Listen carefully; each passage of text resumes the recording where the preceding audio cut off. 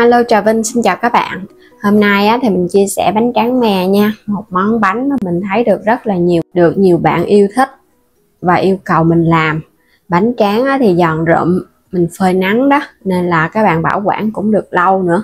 Có thêm độ béo từ nước cốt dừa, bánh tráng của mình ngon dữ lắm. Nướng hoặc là mình rán ở trong lò, hoặc là mình quay ở trong lò gì cũng ngon hết á. Bây giờ thì mời các bạn mình cùng vào bếp để thực hiện bánh tráng ngon này luôn ha. Để làm bánh thì mình dùng ở đây là 350g bột gạo lọc, thì loại mịn hoặc là loại hạt gì cũng được. Bên đây là 150g bột năng là một chén á. Phần nước cốt dừa mình sẽ dùng 400ml ha. Các bạn thích béo nhiều hay ít thì tùy theo mình. 2 muỗng canh mè đen, 2 muỗng canh đường. Tiếp theo là 1 muỗng cà phê muối. Rồi cho hết 350g bột gạo vào thau nè. Một chén bột năng 150g. Tiếp theo là 1 muỗng cà phê muối, 2 muỗng canh đường, 400ml nước cốt dừa nha. Nếu mà các bạn không thích nước cốt dừa thì mình thay bằng sữa tươi không đường. Và mình thêm vào đây là 500ml nước lọc nữa để mình tráng cái ca đựng nước cốt luôn nè. Tỷ lệ mình dùng là 500g bột cùng với 900ml chất lỏng nha. Chất lỏng thì gồm có nước và nước cốt dừa luôn. Các bạn khuấy cho nó tan xong rồi mình cho 2 muỗng canh mè đen vô. Mè đen này mình cho nó hơi nhiều nè. Nếu như các bạn thích cái bánh nó ít mè hơn thì dùng 1 muỗng canh cũng được. Khuấy cho nó đều. Sau đó thì các bạn cứ để yên ha, cho phần bột của mình nó nghỉ. Có thời gian nhiều thì bột nó nghỉ nó nở nhiều, còn không có thời gian nhiều thì để nửa tiếng. Sau nửa tiếng thì bây giờ mình quay trở lại, các bạn khuấy đều lên. Mè đen hơi nhiều nên là cái phần bột thấy nó cũng hơi màu đục đục á. Mình khuấy thật là đều, sau đó là mình đi tráng được rồi. Đây cái phần bột này mình thấy nó lõn vậy là vừa nè ha, đừng có đặc quá ra cái bánh nó cũng dày dữ lắm. Hôm nay làm bánh tráng này mình không có cần dùng khuôn vải và nồi hấp đâu.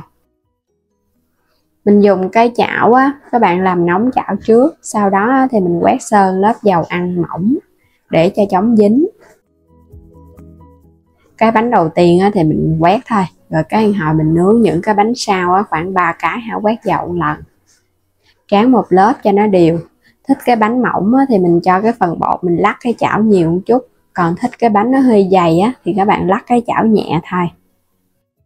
Rồi bây giờ mình đậy nắp, chờ chút xíu nha, để lửa thiệt là nhỏ luôn. Mỗi một cái bánh khoảng 1 phút là nó chín nè. Bột của mình nó trong vậy là nó chín nè. Mình sẽ úp ngược cái chảo ra để lấy cái bánh ra cho nó dễ dàng lên cái nia tre.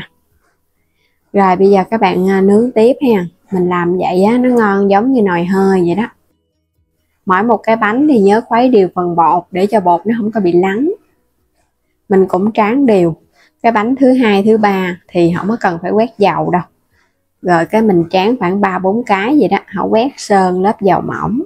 Ở trong bánh có nước cốt dừa cho nên là bánh của mình nó không có bị dính. Và nhớ phải đậy nắp nha, nó có hơi nó mới chín kỹ.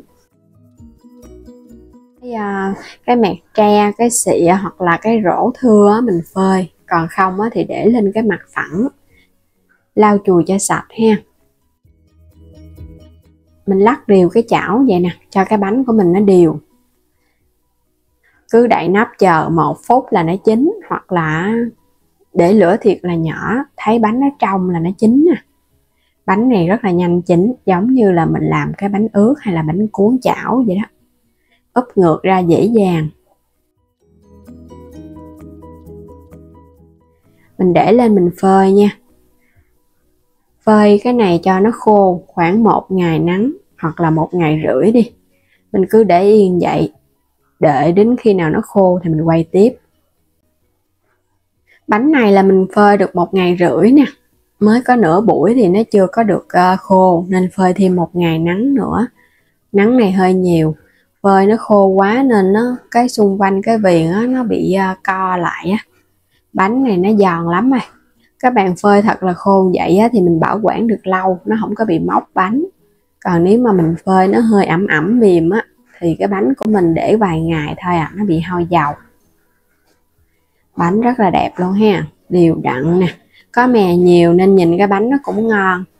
Phơi xong rồi bây giờ các bạn sẽ sắp nó vô và nhớ là mình để chỗ thoáng mát.